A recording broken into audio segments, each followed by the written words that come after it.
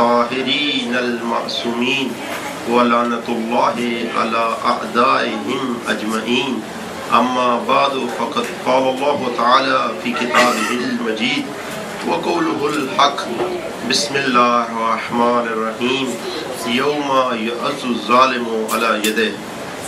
درود پڑھ دو محمد والے اللهم صل على محمد وآل محمد. صاحبان عزت، سب سے پہلے تو معذرت چاہتا ہوں کہ دیر سے آیا اور آپ کو دیر تک بیٹھنا پڑ رہا ہے. آپ کو پتہ ہے کہ جاب کی وجہ سے اور رستہ آپ کا کافی دور تھا، اس کی وجہ سے دیر ہوئی. بہرحال آپ درگزر فرمائیں گے. درود پڑھ دیں محمد والے. اللهم صل على محمد وآل محمد. عزیزان محترم، صاحبان عزت، پروردگار دو عالم اپنی کتاب مقدس میں ارشاد فرما رہا ہے یوم، جب قیامت کا دن ہوگا، لا ینفع مال ولا بنون، نہ مال کام آئے گا نہ بیٹے کام آئے گا. جو قیامت کا دن جب ہوگا تو نہ مال کام آئے گا نہ بیٹے کام آئے گا. تو کیا کام آئے گا؟ الا من اطاع اللہ بقلب سلیم، جسے اللہ نے ایک سالم قلب دیا ہوگا وہ دل قیامت میں کام آئے گا. تو کیا مال، کیا اولاد، اس کا کوئی فائدہ نہیں ہے. اس کا فائدہ ہے، پروردگار دو عالم نے ارشاد فرمایا انما المال والبنون زینت الحیات الدنیا. مال زینت ہے دنیا کے لیے، تمہاری اولاد زینت ہے دنیاوی زندگی کے لیے. اس دنیا میں جس کے پاس جتنا زیادہ مال ہے اتنی اس کی زیادہ عزت ہے. بڑا گھر ہے، اچھی گاڑی ہے، اولاد اللہ نے دی ہے، تو اب ایسی صورت میں اس کی زیادہ عزت ہے، زیادہ فخر و مباحت لوگوں پہ کر سکتا ہے. تو جتنا زیادہ مال ہوگا اتنی زیادہ زینت ہوگی، جتنی زیادہ اولاد ہوگی اتنی زیادہ اس شخص کی زینت ہوگی. تو دنیا میں باعث زینت مال ہے، دنیا میں باعث زینت اولاد ہے. تو اب آخرت میں باعث زینت کیا ہے؟ پروردگار دو عالم نے ارشاد فرمایا یوم لا ینفع مال ولا بنون، جب قیامت کا دن ہوگا نہ مال باعث زینت بنے گا نہ تمہاری اولاد باعث زینت بنے گی. باعث زینت بنے گا تو کیا بنے گا؟ الا من اطاع اللہ بقلب سلیم، جس کے پاس ایک سالم دل ہوگا وہ باعث زینت بنے گا. وہ سالم دل جو ہے وہ باعث زینت بنے گا.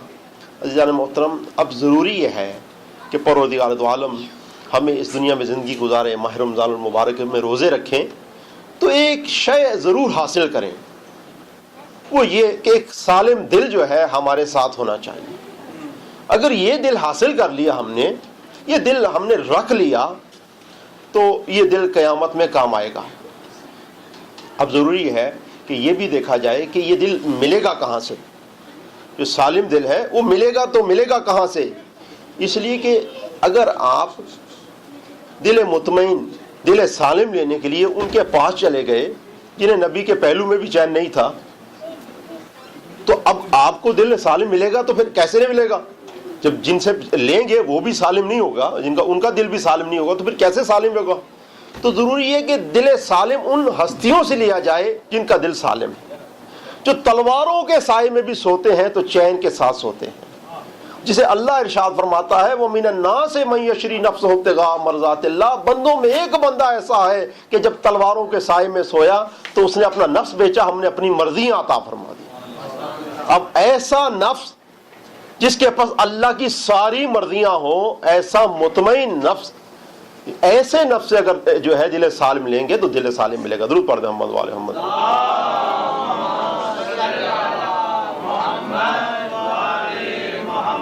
عزیزان محترم، اس زمانے میں اگر اسلام کی تصویر ہے تو وہ امام خمینی. اسلام کو سمجھنا ہو تو امام خمینی رحمۃ اللہ کے کردار کی طرف دیکھتے جائیں، اسلام سمجھ آتا جائے گا. اب ایسی ہستی جب دنیا سے جانے لگی تو کیا لے کے جا رہی ہے؟ وسیع و عریض جو ہے وہ اقتدار بھی ہے، اولاد بھی ساتھ ہے، لیکن ایک شے لے کے جا رہی ہے جو قیامت میں کام آئے گی. وہ کیا؟ یوم لا ینفع مال ولا بنون الا من اطاع اللہ بقلب سلیم. جب جانے لگے امام خمینی تو جانتے ہو کیا کہا؟ بقلبی آرام از دنیا می روم، ایک آرام دل کے ساتھ دنیا سے جا رہا ہوں. وسیعت نامے کے جملے کہ ایک آرام دل کے ساتھ دنیا سے جا رہا ہوں، بے چین دل کے ساتھ نہیں، مطمئن دل کے ساتھ، پرسکون دل کے ساتھ دنیا سے جا رہا ہوں۔ اور اسی طریقے سے مولا کائنات جب دنیا سے جانے لگے تو جانتے ہو کیا فرمایا؟ فزت برب الکعبہ، رب کعبہ کی قسم میں کامیاب ہو گیا، خوشی کے ساتھ قسم کھاتے ہوئے۔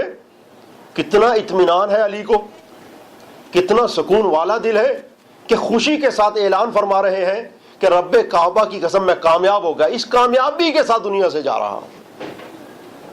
عزیزان محترم، محمد وآل محمد، اللہم صلی علی محمد وآل محمد۔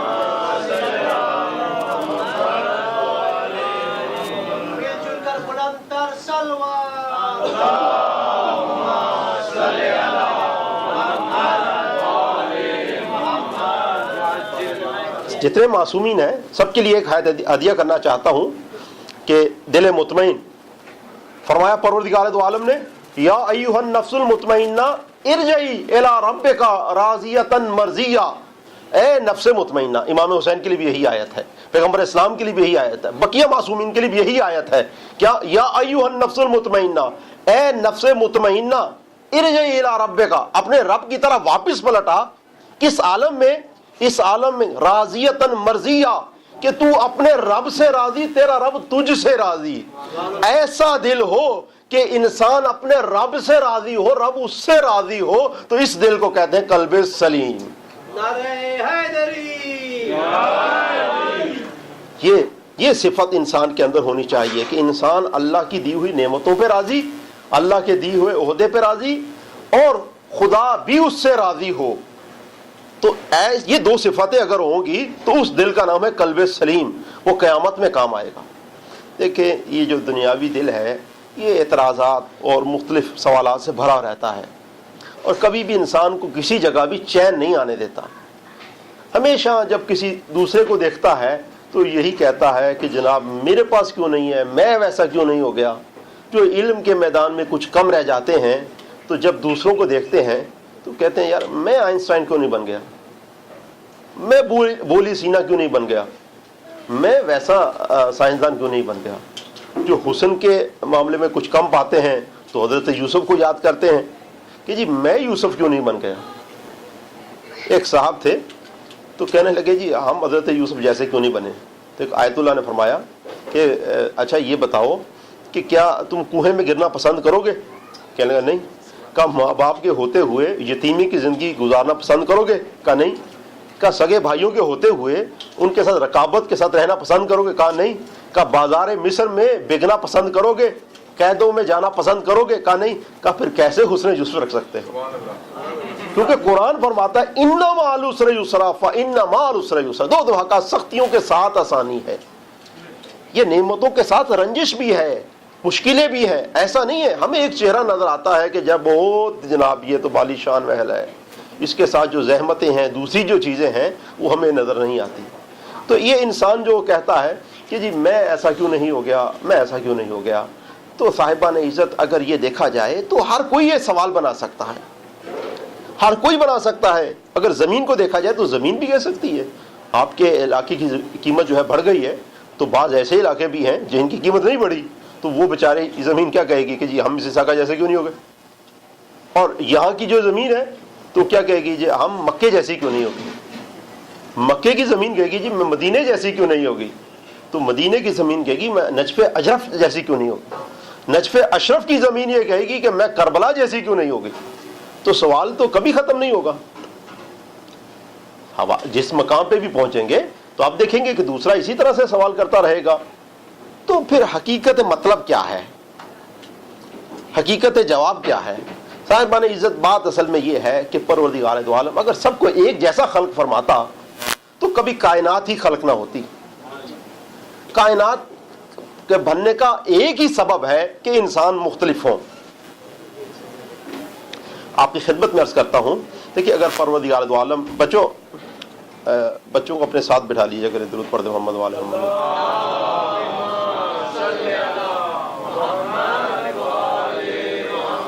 عزیزان محترم۔ دیکھیں اگر پروردگار دو عالم فرض کریں کہ سب کو ایک جیسا بنا دیتا. کیسا؟ اگر سب کو انسان ہی بنا دیتا، نہ کوئی چرند ہوتا، نہ کوئی پرند ہوتا، نہ زمین ہوتی، نہ آسمان ہوتا، تو یہ انسان بیچارے کھاتے کہاں سے، سانس لیتے کیسے، چلتے کس کے اوپر، تو انسانی زندگی کیسے آگے بڑھتی. اور اگر سب کو مرد ہی بنا دیتا تو پھر انسانی زندگی کیسے آگے بڑھتی.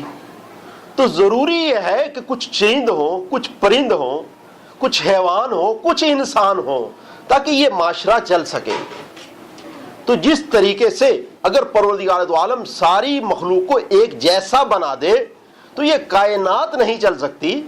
اور اسی طرح سے اگر سارے انسانوں کو ایک جیسا بنا دے تو کبھی بھی انسانوں کا کمال نظر نہیں آ سکتا، انسانوں کی جو بستی بسی ہے نہیں بس سکتی. ضروری ہے کہ پروردگار دو عالم مختلف انداز سے آپ کو خلق فرمائے. کسی کو کوئی کمال دے دے، کسی کو کوئی کمال دے دے. جو کمال بادشاہ کو دیا، جو اقتدار کا، جو لیڈرشپ کا، وہ درزی کو نہیں دیا. لیکن درزی کے پاس جو کمال ہے وہ بادشاہ کے پاس نہیں ہے. تو بادشاہ ہمیشہ محتاج ہے درزی کا، درزی محتاج ہے بادشاہ کا، اور درزی محتاج موچی کا بھی ہے، موچی محتاج درزی کا بھی ہے. اسی طرح سے ایک دوسرے کے محتاج ہوں، سب کے پاس اپنے اپنے رتبے ہوں، اور پھر یہ زندگی، انسانی زندگی چلے. دیکھیں اگر گاڑی کو لیجئے، اگر یہ طے کر لیا جائے کہ ایک گاڑی جو ہے وہ صرف اور صرف ساری گاڑی ایک جیسی ہوگی، پلاسٹک کی ہوگی فرض کریں، ٹائر پلاسٹک کے، انجن پلاسٹک کا، ٹرانسمیشن پلاسٹک کا، باڈی پلاسٹک کی، آئل بھی پلاسٹک کا، تو آپ دیکھیں کبھی گاڑی چل نہیں سکتی. ضروری ہے کہ گاڑی کو مختلف شکلوں سے رنگا جائے تاکہ گاڑی چلے. تو اسی طریقے سے معاشرے کو بھی مختلف احباب سے رنگا جائے، مختلف احباب اس میں ہوں تاکہ معاشرہ انسانی آگے بڑھ سکے. دیکھیں اب جو سوال رہ جاتا ہے وہ یہ کہ ضرورت معاشرہ، جو بات سمجھ میں آئی وہ یہ ہے کہ معاشرے کی ضرورت یہ ہے کہ احباب مختلف مزاج کے ہوں. ایسا نہیں کہ سارے نرم مزاج کے ہوں، نہیں، کچھ لوگوں کو غصہ بھی آنا چاہیے. تو سب ہی ایک جیسے نہیں ہے. تو اس کی وجہ کیا ہے؟ وجہ یہ کہ پروردگار معاشرہ کو بنانا چاہتا ہے. تو پروردگار دو عالم نے جو بو علی سینا نہیں بنایا تو اس کا سبب تو سمجھ میں آ گیا، لیکن سوال تو وہیں پہ رہ گیا نا. اگر پروردگار دو عالم مجھے بو علی سینا بنا بھی دے تو بو علی سینا جو ہے میری جگہ پہ ہوں گے، وہ کھڑے ہو کے کہہ دیں گے جی میں ویسا کیوں نہیں بنا. اگر پروردگار دو عالم مجھے کسی رتبے پہ رکھ بھی دے تو جو اس رتبے پہ نہیں آئے گا وہ نیچے چلا جائے گا، تو وہ پھر سوال کرے گا جی میں اس جیسا کیوں نہیں ہو گیا.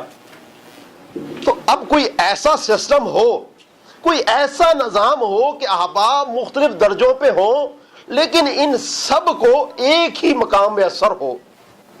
اب میں مثال سے واضح کرنا چاہتا ہوں، پوری توجہ سے سماعت فرمائیے گا. وقت تو نہیں ہے لیکن آپ کی محبت کو دیکھتے ہوئے کچھ جملے ہدیہ کرنا چاہتا ہوں کہ کیسے ممکن ہے کہ ایک آدمی بہت اعلیٰ درجے پہ ہے، ایک کم درجے پہ ہے، ایک اس سے کم درجے پہ ہے، تو کس طریقے سے ایک ایسی وحدت بنائی جائے کہ ان سب کے پاس کمال ایک جیسا ہو، ان سب کا نتیجہ ایک جیسا ہو. تو صاحبان عزت آپ ایک سرکل کو تصور کیجئے جو مختلف نقطوں سے مل کے بنا ہوا ہو. ایک سرکل ہے جو مختلف نقطوں سے مل کے بنا ہوا ہے. اب اس کے دیکھیں رخ کتنے ہیں، کچھ کا رخ نارتھ کی طرف ہے، کچھ کا رخ ساؤتھ کی طرف ہے، اور کچھ کا رخ ایسٹ کی طرف ہے، اور کچھ کا رخ ویسٹ کی جانب ہے. تو مختلف رخ ہیں سب کے، مختلف مقام ہیں سب کے. اب ایک کام کیجئے کہ رخ ہے مختلف، مقام ہے مختلف، اس سرکل کے درمیان میں ایک نقطہ لگا دیجئے، ایک مرکز بنا دیجئے. اب جب مرکز بنا دیا ایک سرکل کا تو اس سرکل کے جتنے بھی نقطے جس مقام پہ بھی ہیں ان سب کے فاصلے کو کاؤنٹ کیجئے. سب فاصلوں کو کاؤنٹ کیجئے تو جو نارتھ میں ہے یا جو ساؤتھ میں ہے، جو ایسٹ میں ہے، جو ویسٹ میں ہے، سب کا فاصلہ ایک جیسا ملے گا. کب؟ جب سب کا مرکز ایک ہوگا، جب سب کا ہدف ایک ہوگا، جب سب کی نگاہ ایک طرف ہوگی. تو کوئی کسی بھی مرحلے پہ ہو وہ اس کو مرکز سے ایک ہی نسبت ہوگی. عزیزان محترم، پروردگار دو عالم نے انسانوں کو مختلف مقامات میں رکھا ہے، مختلف علاقوں میں رکھا ہے، مختلف درجوں سے نوازا ہے، لیکن اگر سارے انسانوں کا ہدف ایک ہو تو کوئی بھی فرق نہیں پڑتا قوم تشیع کہاں پہ رہ رہی ہے، کہاں پہ زندگی بسر کر رہی ہے، کوئی کربلا میں ہے، کوئی نجف میں ہے، کوئی ایران میں ہے، کوئی آپ کے شہر میں ہے، اگر ان سب کا ہدف ایک ہو تو پھر کوئی بھی فرق نہیں پڑتا۔ تو وہ ہدف کیا ہے کہ اگر وہ ہو تو پھر کوئی بھی فرق نہیں پڑتا آپ کہاں رہ رہے ہیں، کس حال میں رہ رہے ہیں، کس درجے پہ رہ رہے ہیں، وہ ہدف ایک ہے جو قرآن مجید میں ارشاد ہوا، اطیعوا اللہ واطیعوا الرسول واولی الامر منکم، اللہ کی اطاعت ہے، اس کے رسول کی اطاعت ہے، صاحبان امر کی اطاعت۔ درود پڑھ دو محمد۔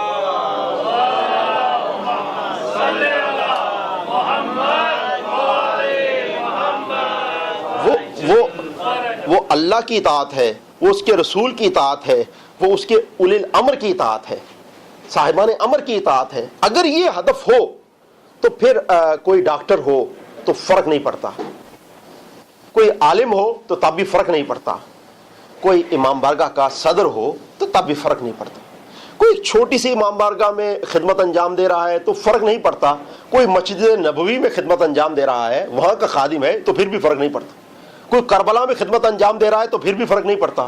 ایک مولانا ہے جس کی تقریر لائیو آتی ہے، ساری دنیا سنتی ہے، تو اگر ہدف ایک ہے تو ایک مولانا جس کے سننے والے 3-4 ہیں تو پھر بھی کچھ بھی فرق نہیں پڑتا۔ اگر ہدف ایک ہے، اگر ہدف خدا ہے تو پھر کوئی بھی فرق نہیں پڑتا کون کس رتبے پہ ہے، کون کہاں اذان دے رہا ہے، کون کہاں خدمت کر رہا ہے، کون ماہ رمضان المبارک کس امام بارگاہ میں گزار رہا ہے۔ اور اگر ہدف ایک نہیں ہے تو خانہ کعبہ میں بھی زندگی بسر کریں گے، مکے میں بھی زندگی بسر کریں گے تو کوئی بھی فائدہ نہیں ہوگا۔ درود پڑھ دو محمد والے محمد۔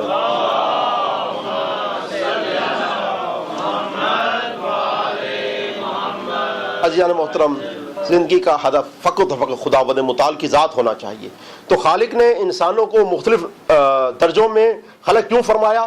معاشرہ نہیں بن سکتا تھا، لیکن جو اس کے لیے راہ حل یہ نکالا کہ اگر سب کی جو نیت ہے وہ ہدف واحد خدا کی ذات ہو تو پھر اس میں پروردگار دو عالم سب کو ایک ہی رتبہ عطا فرمائے گا۔ اور صاحبان عزت جو پروردگار دو عالم نے، یہ رتبوں میں آپ دیکھتے ہیں اختلاف ہے، کسی کے پاس مال زیادہ ہے، کسی کے پاس مال کم ہے، تو اب اس کو پورا کرنے کے لیے دوسرے بھی طریقے رکھے ہیں۔ جتنی زیادہ نیت خالص ہوتی جائے گی اتنا زیادہ یہ فرق خود بخود ختم ہوتا جائے گا۔ عزیزان محترم، میں عدیہ کرنا چاہتا ہوں، صاحبان مال کی تو دنیا میں ہمیشہ عزت رہی ہے۔ جو زیادہ چندہ دے دیتا ہے اس بیچارے کی ہڈیاں ٹھیک بھی ہوں اسے کرسی پہ بٹھا دیا جاتا ہے کہ جناب آپ کرسی پہ یہاں پہ بیٹھیے۔ تو کیوں؟ اس لیے کہ اس نے مال زیادہ دیا ہے۔ لیکن آپ اس بات کو ذرا سا تصور کیجئے کہ آپ نے دیکھا رائے خدا میں مال کی ضرورت پڑی اور ایک آدمی جس کے پاس 10 ملین تھے اس نے فوراً ہاتھ کھڑا کیا کہ 1 ملین میری طرف سے، اور ایک آدمی جو مال دینے کے لیے اس نے جیب میں سے ہاتھ ڈالا کہ یار ہم بھی 2000 دے دیتے ہیں، دیکھا تو صرف $100 نکلا۔ اس نے کہا یار 100 میں سے کچھ اپنے پاس بھی رکھنا ہے، گاڑی کا پیٹرول بھی ڈلوانا ہے، تو بہتر ہے $10 دے دیتے ہیں۔ تو اس نے ساری اپنی جائیداد دیکھی، $100، اس نے $10 دے دیے۔ تو جو صاحب ملین تھا اس نے 1 ملین دے دیا، 10 ملین میں سے 1 ملین اس نے دے دیا، اس نے $100 میں سے $10 دے دیے۔ تو اب 2 نگاہیں ہیں، 2 ویو ہیں، کس نگاہ سے آپ دیکھتے ہیں؟ ایک دنیاوی نگاہ ہے کہ جناب اس نے $1 ملین دیا ہے، سارے امام بارگاہوں میں مساجد میں اعلان ہو جائے گا کہ وہ بڑے مومن آدمی ہیں، بہت متقی پرہیزگار آدمی ہیں، انہوں نے 1 ملین دے دیا ہے۔ اور وہ جو بیچارہ جس نے $100 میں سے $10 دیے اس کا کوئی بھی نام لیوا نہیں ہوگا۔ یہ ہے دنیاوی نگاہ۔ لیکن پروردگار کس نگاہ سے دیکھتا ہے؟ ارشاد فرمایا تبارک الذی بیدہ الملک الذی خلق الموت والحیات لیبلوکم ایکم احسن عملا، کہ میں حسن عمل دیکھتا ہوں، کثرت عمل نہیں دیکھتا۔ پروردگار دو عالم نسبت کو دیکھتا ہے کہ دیکھیں 10واں حصہ اس نے بھی دیا، صاحب ملین نے 10واں حصہ دیا اپنے مال کا، اور جس کے پاس $100 تھے اس نے بھی 10واں حصہ دیا، تو دونوں کا جو اجر ملے گا دونوں کو برابر کا ملے گا۔ تو اس لیے حدیث میں ارشاد فرمایا، جو دعائیں مانگی معصومین نے وہ یہ ہے، یا من، پروردگار دو عالم سے ارشاد فرماتے ہوئے فرمایا یا من سوا توفیق بین الضعیف والقوی، اے پروردگار جس نے ایک طاقتور کو اور ایک کمزور کو اپنا قرب برابر کا بخشا ہے۔ اللہ کی ذات ایسی ہے کہ اس نے اپنا قرب، اپنی خوشنودی دونوں کو، ایسا نہیں کہ صاحب مال کو بڑی ہی آسانی حاصل ہے اور وہ بڑی جلدی اللہ کی خوشی حاصل کر سکتا ہے، اور غریب آدمی جو ہے وہ پیسے جمع کرتا رہے اور پھر حج پہ جائے پھر جا کے خوشی ملے گی، نہیں۔ دونوں کو برابر کا موقع ہے. یا من سوا توفیق بین ضعیف والقوی کہ پروردگار تیری ذات ایسی ہے کہ جس نے دونوں کو برابر کی خوشنودی عطا فرمائی ہے کہ یہ انسانوں کے اوپر ہے کہ کون اللہ کی خوشنودی جلد حاصل کر لیتا ہے. درود پڑھ دیں محمد والے محمد.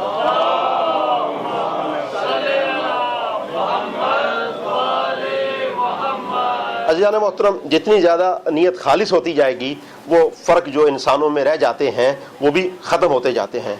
اور ہمیں پروردگار دو عالم کی حکمت میں بھی ایمان رکھنا چاہیے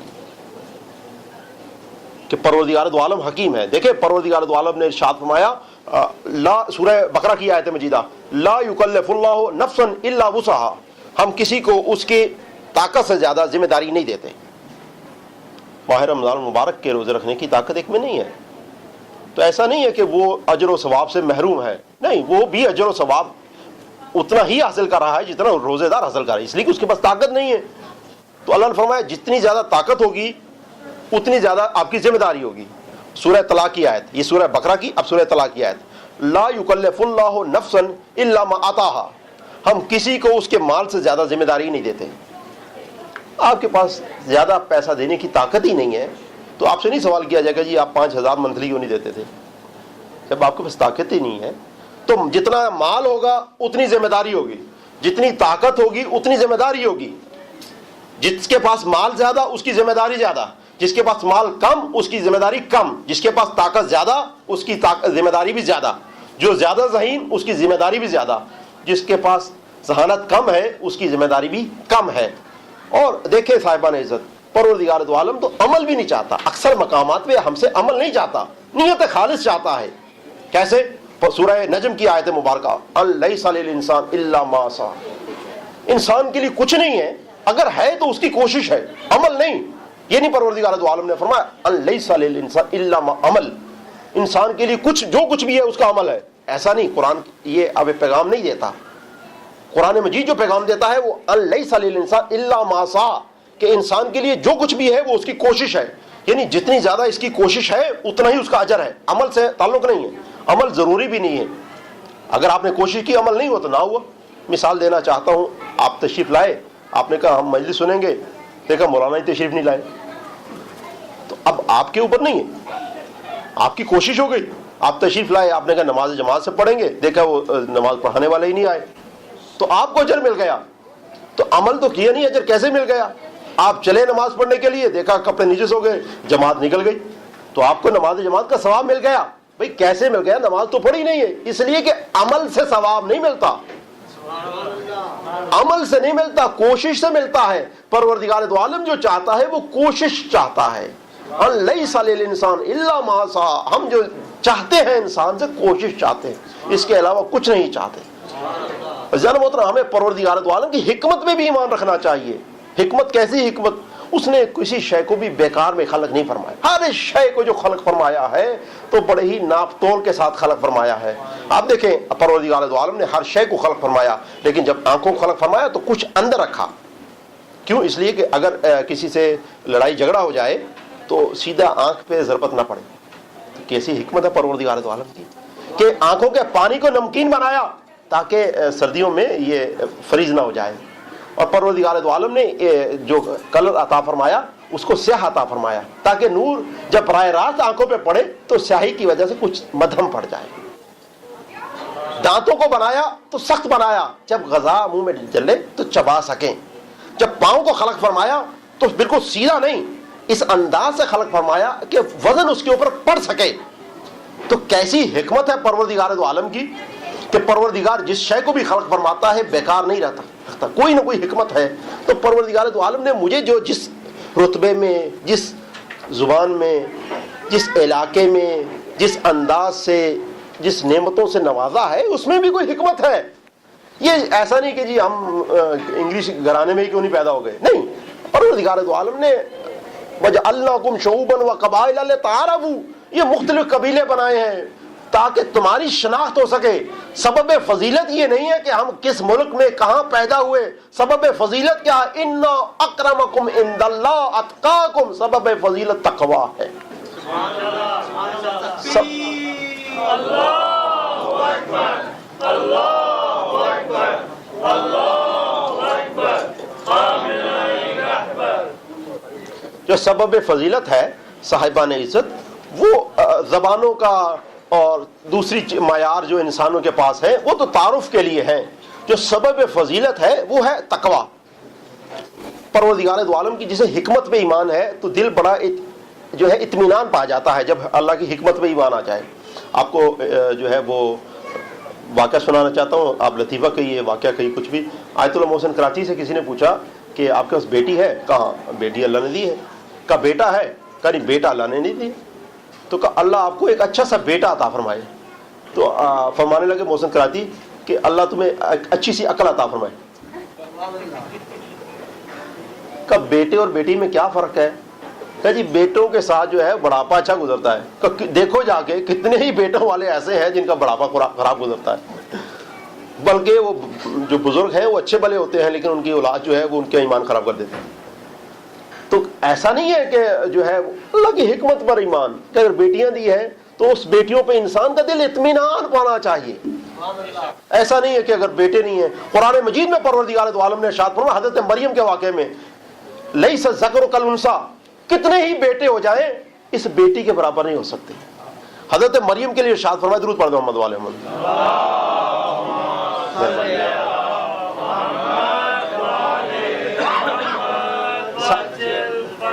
جو صاحبہ نے بیٹیاں ہیں ان کے لیے ہدیہ کرنا چاہتا ہوں. پروردگار دو عالم نے ارشاد فرمایا لیس الذکر کالانثی, کتنے ہی بیٹے ہو جائیں مل جائیں اس بیٹی کے برابر نہیں ہو سکتے.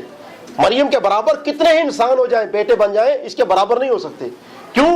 اس لیے کہ ایسا خلق فرمایا, مریم کو ایسا رتبہ عطا فرمایا کہ جتنے بھی بیٹے مل جائیں اس بیٹی کے برابر نہیں ہو سکتے. وہی رتبہ جناب سیدہ کو عطا فرمایا کہ جتنے بھی بیٹے نبی کے پاس ہوتے لیکن سیدہ کا رتبہ نہیں پا سکتے تھے. جناب سیدہ کو جو اللہ نے رتبہ عطا فرمایا, لیس الذکر کالانثی, کتنے بھی بیٹے مل جائیں اس بیٹی کا رتبہ نہیں پا سکتے. تو کچھ بیٹیاں اللہ نے ایسی خلق فرمائی ہیں کہ کتنے ہی بیٹے ملیں اس بیٹی کا رتبہ نہیں پا سکتے. تو بیٹی ملے تو اس بیٹی کے اوپر اطمینان, اگر بیٹے ملے تو بیٹوں پہ اطمینان. جو نعمت ملے اس پہ دل مطمئن رہے. کیسا مطمئن رہے؟ راضیۃ مرضیہ, کہ ہم رب سے راضی ہوں, رب ہم سے راضی ہو. یہ جو چیز ہے نا وہ. ایک صاحب تھے, پروردگار, ہر آدمی مانگتا ہے, مانگنے کا انداز الگ الگ ہے. ایک لطیفہ سنانا چاہتا ہوں. انہوں نے کہا اللہ کو ای میل کرتا ہوں کہ پروردگار دو عالم تھوڑا سا کرم فرما دے. اللہ کا ای میل تلاش کیا, ای میل لکھی, اس میں یہ لکھا کہ پروردگار $4 کی بھری ہوئی جو بوریاں ہیں نا وہ عطا فرما دے. یہ سینڈ کر دیا. تو جواب اس کا یہ آیا کہ 4 بوریاں مل جائیں گی, ڈالروں کی بھری ہوئی مل جائیں گی, لیکن اس کے ساتھ تمہیں 2 بیٹے ملیں گے جو کہ نشئی ہوں گے. 4 بیٹے یعنی بوریوں کے ساتھ 2 بیٹے ملیں گے, نشئی ہوں گے. اس نے کہا پروردگار, دوبارہ ریسینڈ کیا کہ پروردگار 4 کی بجائے 2 بوریاں دے دو. کہا 2 بوریاں مل جائیں گی لیکن تمہیں جو سینہ ملے گا وہ ہمیشہ بلغم کے ساتھ ہوگا, درد رہے گی ہمیشہ. کہا پروردگار پھر 1 ہی بوری دے دو. کہا 1 بوری ملے گی لیکن بیگم جو ملے گی وہ کپتی ہوگی. اس نے دوبارہ لکھا پروردگار جو میرا رزق نصیبوں میں ہے نا وہی لکھ دو, وہی عطا فرما. درود پڑھ دو محمد والے محمد.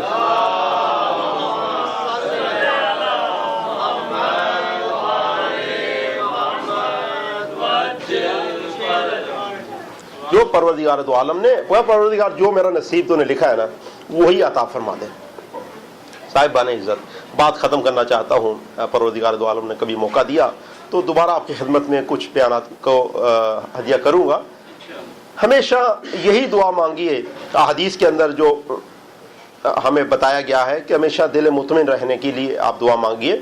یہ دل اطمینان ملے گا کہاں سے؟ یہ ہم لوگوں کو نہیں ملے گا مگر ان ہستیوں سے ملے گا جو صاحبان اطمینان ہیں. مولا کائنات امیر المومنین مطلوب کل طالب غالب علی کل غالب علی ابن ابی طالب. اللہم صلی علی محمد. آپ جب روزہ اقدس میں تشریف لے کے جاتے ہیں تو جانتے ہو کیا وہاں سے مانگتے ہیں؟ مولا علی کے روزے سے آپ کیا مانگتے ہیں؟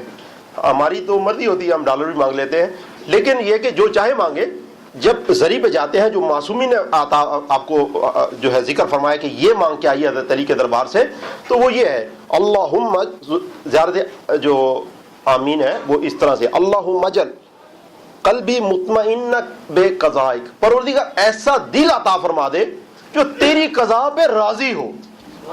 پروردگار میں حضرت علی کے روضہ اقدس کے پاس، زری کے پاس، نجف اشرف میں کھڑے ہو کے تجھ سے دعا مانگتا ہوں، کیا؟ اللہم اجعل قلبی مطمئنۃ بقضائک، پروردگار ایسا دل عطا فرما دے جو تیری قضا پہ، تیری تقدیر پر راضی ہو۔ تو اگر کینیڈا پہ رکھے پروردگار تو میں اس پہ راضی ہوں، تو اگر مجھے شہرت عطا فرما دے تو میں شہرت پہ راضی ہوں، تو اگر مجھے کسی دیہات میں رکھے تو میں اس جگہ پہ راضی ہوں، تو بیٹوں سے نواز دے بیٹوں پہ راضی ہوں، تو بیٹیوں سے نواز دے بیٹیوں پہ راضی ہوں، تو مجھے دولت سے نواز دے تو دولت پہ راضی ہوں، تو غربت سے نواز دے تو غربت پہ راضی ہوں، یہ ایسی نعمتیں تو مجھے عطا فرما دے میں اس پہ راضی ہوں۔ یہ دل جو ہے دل مطمئن ہے، یہ دل قیامت میں کام آئے گا۔ جو امام حسن مجتبی ہیں، اللہم صلی علی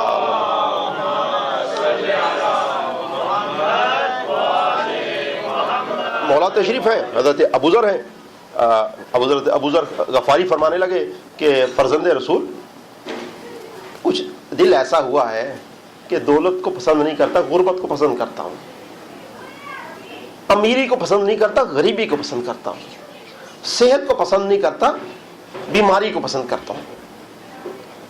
دنیا والے دولت کو پسند کرتے ہیں، ابوذر فقیری کو پسند کرتے ہیں، دنیا والے صحت کو، ابوذر بیماری کو، دنیا والے نعمتوں کو، ابوذر مصیبت کو۔ فرزند رسول آپ فرمایا ہمارا تو یہ طریقہ کار نہیں ہے، ہم ایسی، ہماری پسند ناپسند ایسی نہیں ہے۔ ایک مرتبہ حیران ہوئے کہ فرزند رسول دنیا والوں، جو عام دنیا کے لوگ ہیں وہ صحت کو پسند کر رہے ہیں، میں بیماری کو پسند کر رہا ہوں، تو درمیان میں رستہ کون سا ہے؟ آپ کہہ رہے ہیں کہ نہ دنیا والا طریقہ ہمارا ہے نہ تمہارا طریقہ ہمارا ہے، تو کیا طریقہ آپ کا ہے؟ جانتے ہو کیا فرمایا؟ بس بات ختم کرنا چاہتا ہوں یہیں پہ۔ فرمایا کہ پروردگار دو عالم اگر ہمیں دولت میں رکھے تو ہم دولت کے ساتھ راضی ہیں، اگر فقیری میں رکھے ہم فقیری پہ راضی ہیں، اور اگر صحت میں رکھے ہم صحت پہ راضی ہیں، اگر بیماری پہ رکھے ہم بیماری پہ راضی ہیں، غرض یہ کہ وہ جس حال پہ رکھے ہم اس حال پہ راضی ہیں۔ یہ دل اطمینان، دل مطمئن کہ جس حال میں پروردگار رکھے اس حال پہ بندہ راضی رہے۔ یہ نہیں کہ جناب ایک بہت بڑا ہی مقام ملے تو وہیں پہ مجلس پڑھی جائے اور وہیں پر جو ہے وہ امام بارگاہ کا صدر بنا جائے، نہیں، دل مطمئن، جہاں پر خدمت کا موقع ملے وہاں خدمت کی جائے، جہاں انسان کا رتبہ ہو وہیں پر حق ادا کیا جائے، حق بندگی وہیں پہ ادا کیا جائے، تو پروردگار دو عالم انسان کو بھی وہی رتبے عطا فرما دیتا ہے جو صاحبان وسائل کو عطا فرماتا ہے۔ اگر ہدف ایک ہو، اگر مرکز ایک ہو، تو اب جہاں کہیں بھی ہے کوئی بھی فرق نہیں پڑتا، اس لیے کہ ہدف ایک ہے، مرکز ایک ہے، دل مطمئن ہونا چاہیے۔ یہی سبب ہے دو جبل مصائب کی اور اجازت، یہی سبب ہے کہ کربلا کے میدان میں جب حضرت عباس کے بازو کٹ گئے، جب اونو محمد کے گلے کٹ گئے، جب حضرت قاسم کا لاشا پامال ہو گیا، جب حضرت علی اکبر کے سینے میں برچی لگ چکی، جب خیمے جل چکے، جب چھوٹی بچی سکینہ کے منہ پہ تماچے لگ چکے، تو ارباب ادا ایسے موقع پہ سید سجاد میرے مولا ایک مرتبہ کربلا کی زمین پہ سر رکھ کے کہنے لگے، لا الہ الا شکرن شکرا، لا الہ الا صدقن صدقہ، کہ پروردگار تیرا شکر ہے۔ ہاتھوں کو جوڑ کے عرض کروں گا مولا کس بات پہ شکر ہے؟ یہ جو عباس کے بازو کٹے کیا اس بات پہ شکر ہے؟ کیا اونو محمد کے گلے کٹے اس بات پہ شکر ہے؟ کیا قاسم کا لاشا پامال ہوا اس بات پہ شکر ہے؟ کیا علی اکبر کے برچی لگی اس بات پہ شکر ہے؟ کیا جو خیمے جلے اس بات پہ شکر ہے؟ یہ چھوٹی بچی سکینہ کے منہ میں تماچے لگے اس بات پہ شکر ہے؟ کہ نہیں، شکر اس بات پہ ہے کہ پروردگار تو نے جس پہ راضی رکھا، جو آل محمد کو جو امتحان لیا اس پہ ہم کامیاب ہو گئے۔ سیعلم الذین ظلموا ایام منقلب ینقلبون ربنا تقبل منا انک انت السمیع العلیم۔ پروردگار تجھے واسطہ محمد و آل محمد کا، تجھے واسطہ چہاردہ معصومین کا، میرا اللہ اس عبادت کو اپنی بارگاہ میں قبول و منظور فرمانا، ہم سب کے والدین کے درجات بلند فرمانا، ہمارے مرحومین کو جنت الفردوس میں جگہ عطا فرمانا۔ میرا اللہ تجھے واسطہ محمد و آل محمد کا اس امام بارگاہ کی جو احباب جس انداز سے خدمت کر رہے ہیں، حاضری دے رہے ہیں، ان سب کی اس عبادت کو اپنی بارگاہ میں قبول و منظور فرمانا، اور جو مولانا یہاں پر خدمات انجام دے رہے ہیں میرا اللہ ان کے درجات کو بلند فرمانا، ان کی توفیقات میں اضافہ فرمانا، اور جو جہاں کہیں بھی ماہ رمضان المبارک میں میرا اللہ تیری عبادت کر رہے ہیں ان سب کی عبادتوں کو قبول فرمانا، ہمارے آقا، ہمارے رہبر، ہمارے امام زمانہ کے ظہور میں تعجیل عطا فرمانا، ہم سب کا خاتمہ بالایمان فرمانا برحمتک یا ارحم الراحمین۔ اللہم صلی علی محمد وآل محمد۔